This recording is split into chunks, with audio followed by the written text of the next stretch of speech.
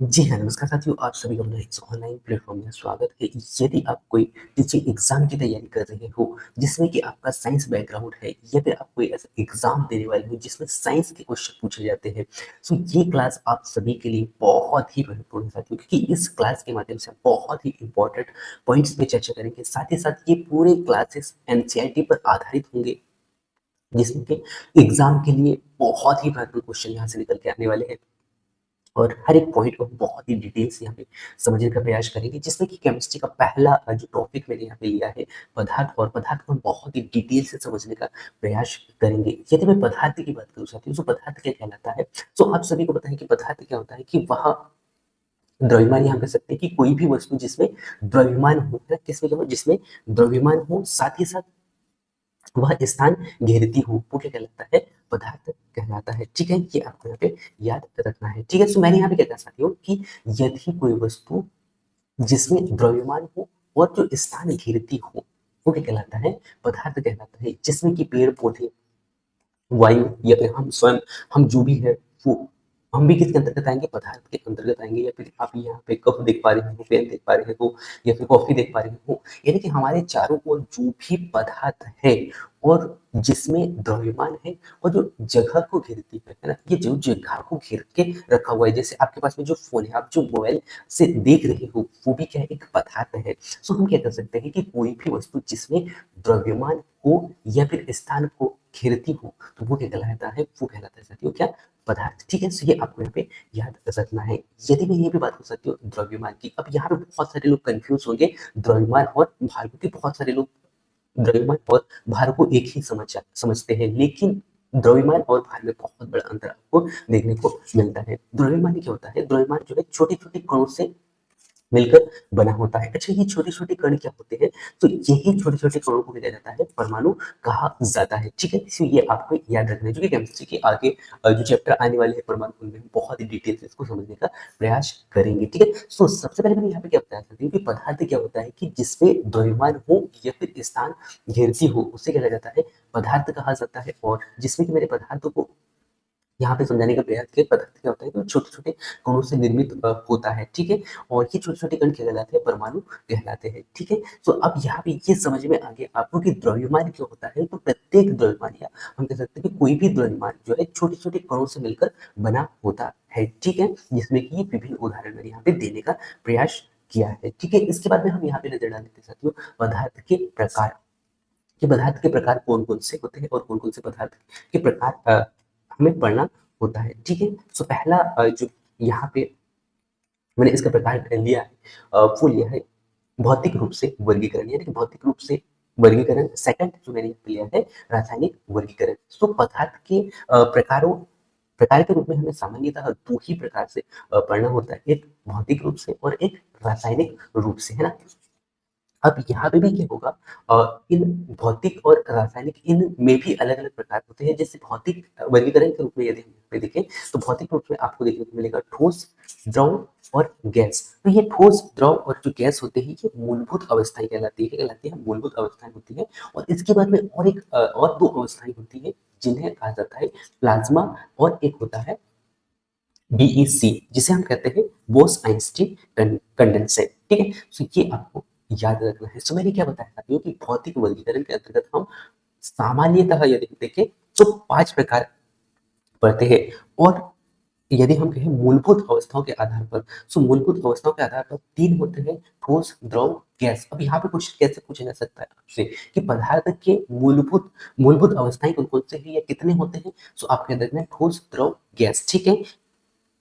और उसके बाद में यदि पदार्थ के भौतिक अवस्थाएँ कहें, है ना? जिसमें कि आपको मूलभूत ना दिया हो, तो आपको याद रखना है कितनी 5 अवस्थाएँ होती हैं। कौन से? ठोस, द्रव, गैस, इसके बाद में प्लाज़्मा और बीईसी, जिसे मैंने यहाँ पे कहा है बोस-आइंस्टीन कंडेंसर, ठीक है? सो ये आपको याद रखना है। इसके बाद में नेक्स्ट आता है रासायनिक वर्गीकरण। सो रासायनिक वर्गीकरण में कौन-कौन सा है? सो जैसे कि आप यहाँ पे देख पा रहे होंगे, रासायनिक वर्गीकरण को सामान्यतः पहले 2 भागों में बाँटा जाता है, जिसमें कि शुद्ध पदार्थ और एक होता है अशुद्ध पदार्थ, है ना? जिसे हम क्या कहते हैं? मिश्रण भी कहा जाता है, ठीक है? अब शुद्ध पदार्थ को फिर 2 प्रकार से बाँटा जाता है, एक तत्व और यौगिक, ठीक है? तो ये जो चार्ट जो मैं यहाँ पे दिखाने का प्रयास किया था, कि पहले तो आपको ये चार्ट को समझना होगा। इसके आधार पर हम एक एक पॉइंट को बहुत ही डिटेल से समझने का प्रयास करेंगे, ठीक है? इसके बाद में जो मिश्रण है, ये हम कह सकते हैं अशुद्ध पदार्थ जो है, इसे 2 प्रकार से बाँटा जाता है। एक होगा समांगी और एक होता है विषमांगी, ठीक है? सो एक-एक को बहुत ही डिटेल से जो इसका परिभाषा को समझने का प्रयास करेंगे। पहले हम यहाँ पे चार्ट देख लेते हैं, ठीक है? इसके बाद में यहाँ पे भी जो तत्व होता है, मैंने यहाँ पे क्या कहा, शुद्ध पदार्थ को 2 प्रकार से बाँटा गया था, तत्व और यौगिक को, जबकि जो अशुद्ध पदार्थ था या मिश्रण जो था, उसे 2 प्रकार से बाँटा गया था, समांगी और विषमांगी। इसी प्रकार से जो यहाँ पे आप तत्व देख पा रहे होंगे, तत्व को भी 3 प्रकार से बाँटा गया है। कौन-कौन सा? सो यहाँ पे बाँटा जाता है धातु और अधातु, धातु, अधातु और उपधातु, यानी कि 3 प्रकार से हम इसे पढ़ेंगे, ठीक है? इसके बाद में यौगिक जो होता है, यौगिक को पुनः फिर से 2 भागों में 2 प्रकार से बाँटा जाता है। एक होता है कार्बनिक यौगिक और एक होता है अकार्बनिक यौगिक पदार्थ, ठीक है? तो ये पूरा चार्ट आपको बहुत ही अच्छे से समझना है। साथ ही मैं पुनः फिर से बता दूं कि पदार्थ को सामान्यतः 2 प्रकार से बांटा जाता है, एक भौतिक रूप से और एक रासायनिक रूप से। अब इन भौतिक और रासायनिक रूपों में भी अलग-अलग बांटा जाता है, जिसमें कि भौतिक रूप से आपको देखने को मिलेगा मूलभूत अवस्थाएं। जो मूलभूत अवस्थाएं होती है सामान्यतः 3 प्रकार से होती है, ठोस, द्रव, गैस। यदि आपको भौतिक अवस्थाएं कहे जो कि पदार्थ के, तो आपको याद रखना है 5 होते हैं, कौन-कौन से? ठोस, द्रव, गैस, प्लाज्मा और बीईसी, ठीक है? बोस, आइंस्टीन, कंडेंसर, ठीक है? इसके बाद नेक्स्ट आपको याद रखना है रासायनिक वर्गीकरण। सो रासायनिक वर्गीकरण में इसको पुनः फिर से 2 भागों में बाँटा जाता है या 2 प्रकारों में बाँटा जाता है।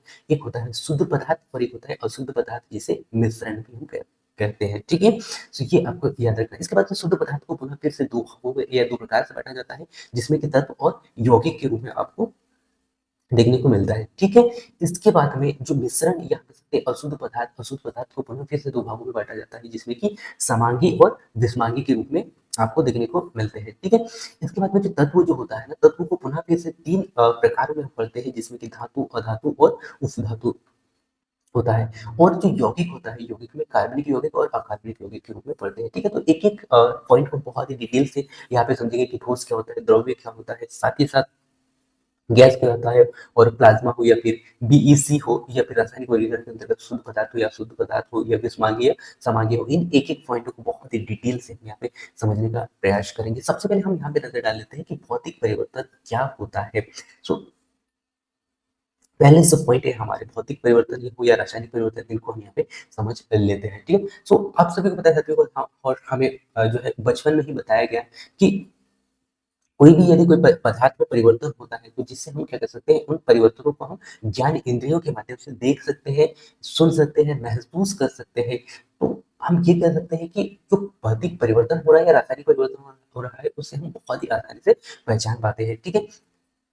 अब यदि मैं यहाँ पे कहूँ भौतिक परिवर्तन क्या होता है? सो भौतिक परिवर्तन में क्या होता है कि कोई भी परिवर्तन यदि भौतिक परिवर्तन हो रहा है, तो उसे हम आसानी से पहचान सकते हैं, जिसे हम ये कहते हैं भौतिक परिवर्तन कहा जाता है। यहीं पे यदि मैं बात करूँ रासायनिक परिवर्तन की, तो रासायनिक परिवर्तन को हम आसानी से नहीं पहचान सकते हैं, ठीक है? तो ये आपको याद रखना है। अब भौतिक परिवर्तन को हम आसानी से कैसे पहचान सकते हैं? तो जैसे कि आपको पता है कोई बर्फ है, बर्फ किसमें परिवर्तित हुआ? पानी में परिवर्तित हुआ। तो आप सभी को पता है कि बर्फ यदि पानी में परिवर्तित हो रहा है, तो वो स्पष्ट रूप से आपको दिखाई दे रहा है, या फिर हवा चल रहा है, तो आपको कैसा लग रहा है? हवा महसूस हो रहा है ना? तो हम क्या कर सकते हैं कि कोई भी भौतिक परिवर्तन होता है, तो उसे हम क्या करते हैं कि उसे हम आसानी से देख सकते हैं, जबकि रासायनिक परिवर्तन वह परिवर्तन होता है जिसमें हम उसे आसानी से पहचान नहीं सकते हैं। इसके बाद में नेक्स्ट और बहुत ही वेरी वेरी इंपॉर्टेंट पॉइंट्स आता है, वो आता है साथियों कि भौतिक परिवर्तन में कोई भी नया पदार्थ नहीं बनता है। जैसे उदाहरण के तौर पे यहाँ पे मैं एक लूँ, जिसमें कि आपको देखने को मिलेगा बर्फ और जल में, है ना? तो यहाँ पे यदि मैं बर्फ को पिघलाता हूँ, तो बर्फ पिघलने के बाद क्या बना? जल बना, और उसी जल को पुनः फिर से क्या बनाया जा सकता है? बर्फ बनाया जा सकता है। तो यहाँ पे कोई नया पदार्थ नहीं बन रहा है, जबकि यहीं पे रासायनिक परिवर्तन की यदि मैं यहाँ पे बात कर सकूँ, तो रासायनिक परिवर्तन में क्या होता है कि यहाँ पे नए पदार्थ बनते हैं। जैसे कोई लकड़ी है, जब लकड़ी को जलाया जाता है, तो लकड़ी को जलाने से क्या बनेगा? राख बनेगा, है ना? आप सभी को पता है क्या बनेगा? राख बनेगा। तो यहाँ पे एक ऐसा नया पदार्थ बना, जिसे हम क्या कह रहे हैं यहाँ पे? राख कह रहे हैं, और यही राख को आप फिर से लकड़ी नहीं बना सकते। तो यहाँ पे क्या बना है? लकड़ी को जलाने के बाद में जो हमें प्राप्त हुआ, वो क्या प्राप्त हुआ? राख। तो यहाँ पे एक नया पदार्थ के रूप में हमें राख के रूप में देखने को मिला है, ठीक है? तो ये आपको यहाँ पे याद रखना है, ठीक है? इसके बाद में नेक्स्ट जो पॉइंट है, वो आपको याद रखना है क्या? कि जो भौतिक परिवर्तन होता है, वो कैसे होता है? उत्क्रमणीय होता है, ठीक है? ये आपको याद रखना है। अब यहाँ पे मैं थोड़ा-सा आप लोगों को एक्सप्लेन करने का प्रयास करता हूँ कि भौतिक परिवर्तन क्या होता है साथियों? भौतिक परिवर्तन भौतिक परिवर्तन में जो उत्क्रमणीय परिवर्तन होता है या उत्क्रमणीय अभिक्रिया जो होता है, उत्क्रमणीय अभिक्रिया वह अभिक्रिया होता है जिसमें कि कोई भी क्रिया यदि हो रही है तो उसे रिटर्न उसी अवस्था में परिवर्तन किया जा सकता है। जैसे कि आप यहाँ पे देख पा रहे होंगे, ये इस प्रकार का यहाँ पे जो है सिंबल आपको देखने को मिलता है और ये सिंबल्स आपको देखने को मिलता है कहाँ पे? तो आपने देखा होगा ट्रेनों में, है ना? जब ट्रेनों में जो नंबर हम ट्रेन का नंबर देखते हैं या फिर ट्रेन का नाम देखते हैं तो उसके नीचे या ऊपर में आपको इस प्रकार से सिंबल्स देखने को मिलता है। इसका क्या है? इसका मतलब क्या होता है? क्यों? इसका मतलब वो होता है जिसमें कि यदि कोई ट्रेन जैसे कि हम मान लेते हैं मुंबई से महाराष्ट्र सॉरी दिल्ली से यदि कोई ट्रेन दिल्ली से मुंबई जा रही है तो ये इसका मतलब ये होता है कि पुनः फिर से मुंबई से दिल्ली भी आएगी वो ट्रेन, है ना? मैंने क्या कहा है कि यदि कोई ट्रेन दिल्ली से मुंबई जा रही है, तो वह ट्रेन पुनः फिर से मुंबई से दिल्ली भी आएगी। इसका कहने का मतलब ये है, ठीक है? तो यदि कोई परिवर्तन हो रहा है, तो उस परिवर्तन के बाद में उस अवस्था को पुनः फिर से रिटर्न भी लाया जा सकता है। जैसे कि मैंने क्या कहा बर्फ को मैंने क्या किया पिघलाया तो क्या बना? द्रव नहीं बना, यानी कि जल बना, लेकिन उसी जल को पुनः फिर से मैं वर्ग के रूप में परिवर्तित कर सकता हूँ। उसे क्या कहते हैं? उत्क्रमणीय अभिक्रिया कहते हैं। सो भौतिक परिवर्तन क्या होता है? उत्क्रमणीय परिवर्तन होता है। ये आपको यहाँ पे याद रखना है। नेक्स्ट जो आपको याद रखना है कि जो रासायनिक परिवर्तन होता है, ये कैसा होता है? अनुत्क्रमणीय होता है। यानी कि इसको हम पुनः फिर से बदल नहीं सकते या पुनः उसी अवस्था में नहीं ला सकते। जैसे कि आप देख पा रहे होंगे लकड़ी। जब आपने लकड़ी को जलाया, तो लकड़ी को जलाने के बाद में क्या मिला आपको? राख नए पदार्थ के रूप में मिला। क्या आप इस राख को लकड़ी पुनः फिर से बना सकते हैं? तो नहीं बना सकते। तो ये कैसा है? अनुत्क्रमणीय है, ठीक है? तो ये आपको याद रखना है, ठीक है? जैसे कि मैंने यहाँ पे एक उदाहरण लिया है बर्फ और जल का, जिसमें कि यदि कोई बर्फ है, बर्फ को पिघलाने के बाद में क्या बनेगा? जल बन जाता है और इसी जल को पुनः फिर से मैं बर्फ भी बना सकता हूँ। लेकिन यही भी बात करूँ लकड़ी की, तो लकड़ी को जलाने के बाद जलाने से क्या मिला? राख मिला और यही राख को मैं पुनः फिर से जो है लकड़ी नहीं बना सकता है, ठीक है? तो दोनों में यही एक बहुत बड़ा अंतर आपको देखने को मिलता है। इसके बाद में नेक्स्ट बहुत ही वेरी वेरी इंपॉर्टेंट एग्जाम्पल जो कि आपको एग्जामों में पूछा जाता है क्या? मोमबत्ती का जलना, जो कि मोमबत्ती का जलना किसका उदाहरण है? रासायनिक परिवर्तन का या भौतिक परिवर्तन का, ठीक है? तो आपको याद रखना है कि जो मोमबत्ती का जो जलना है वो क्या कहलाता है? रासायनिक परिवर्तन और भौतिक परिवर्तन, ये दोनों में आपको देखने को मिलता है। अब ये दोनों में कैसे देखने को मिलता है? यदि मैं यहाँ पे बात करूँ मोमबत्ती की, है ना? सो मोमबत्ती के द्वारा जो जल रहा है ना? जो आपको दिख रहा होगा यहाँ पे जो लोग ये जो जल रहा है ना? सो ये जलने की जो प्रक्रिया को क्या कहलाएगी? रासायनिक अभिक्रिया कहलाएगी, जिसमें कि कार्बन डाइऑक्साइड यहाँ से निकल रहा है। तो ये कौन सा प्रक्रिया होगा? रासायनिक परिवर्तन हो रहा है, रासायनिक अभिक्रिया हो रहा है। लेकिन यहीं पे पिघलने के बाद में जो यहाँ पे जो बच रहा है, जैसे कि आप यहाँ पे देख पा रहे होंगे, पिघलने के बाद में जो मोमबत्ती नीचे आ रहा है वो क्या कहलाता है? भौतिक परिवर्तन कहलाता है, ठीक है? तो हम ये कह सकते हैं कि मोमबत्ती का जलना सामान्यतः दोनों प्रकार के परिवर्तन के रूप में हमें देखने को मिलता है। लेकिन यदि यहाँ पे ये कहें कि मोमबत्ती का जलना कौन सी अभिक्रिया कहलाती है जिसमें कि ये दोनों ना हो और जिसमें कि ये दोनों अलग अलग ऑप्शन हो, तो यहाँ पे आपको लगाना होगा रासायनिक अभिक्रिया, क्योंकि मोमबत्ती के जलने से सबसे ज्यादा जो भाग जलता है, ये हम कह सकते हैं कि सबसे ज़्यादा जो भाग यहाँ पे उपयोग होता है, वो होता है रासायनिक रूप से, है ना? रासायनिक रूप से। सो हम कह सकते हैं कि यहाँ अभिक्रिया कौन-सी होगी? रासायनिक अभिक्रिया होगी, ठीक है? सो ये आपको याद रखना है। इसके बाद नेक्स्ट यदि मैं यहाँ पे कहूँ भोजन का पाचन, है ना? सो भोजन का पाचन आप सभी को पता है कि जब हम भोजन खाते हैं जिसमें कि दाल हो गया, चावल हो गया और रोटी हो गया या फिर मछली हो गया या फिर मांस, अंडा, पनीर, बहुत सारे अलग-अलग जो भोजन के रूप में हम खाते हैं और यही भोजन को हम किस रूप में ग्रहण करते हैं? भोजन यानी कि हमारे जो शरीर में किस रूप से प्राप्त होता है? सो कार्बोहाइड्रेट्स, प्रोटीन्स, वसा और खनिज के रूप में प्राप्त होता है। क्या यही जो कार्बोहाइड्रेट्स, प्रोटीन, वसा और खनिज को पुनः फिर से आप जो है दाल, चावल, रोटी में बदल सकते हैं क्या? परिवर्तित कर सकते हैं क्या? सो नहीं। तो ये कौन-सी प्रक्रिया होगी? भोजन का जो पाचन जो होता है ना, वो भी कैसा होगा? रासायनिक परिवर्तन होता है, ठीक है? सो ये आपको याद रखना है, ठीक है? सो ये कौन सी प्रक्रिया है? सो रासायनिक परिवर्तन होता है, ठीक है? सो ये कुछ महत्वपूर्ण पॉइंट थे जो कि केमिस्ट्री के बहुत ही वेरी वेरी इंपॉर्टेंट पॉइंट्स पे हमने यहाँ पे नजर डाला और ये क्लास में हमने जो है पदार्थ के प्रकारों पे चर्चा किया। नेक्स्ट अगले क्लास जो होगा जिसमें कि हम भौतिक परिवर्तन में ठोस, द्रव, गैस, प्लाज्मा या फिर बीईसी को बहुत ही डिटेल से समझेंगे और एक एक जो है पॉइंट को यहाँ पे समझने का प्रयास करेंगे, क्योंकि ये क्लास काफी लंबा हो सकता है, क्योंकि जो है हर एक पॉइंट पे यदि हम नजर डालें तो कहीं न कहीं काफी डिटेल से यहाँ पे चर्चा करना होगा और ये क्लासेस काफी लंबी हो सकती है। सो एक-एक क्लास में हम कुछ-कुछ महत्वपूर्ण पार्ट्स को हम समझने का प्रयास करेंगे, ठीक है?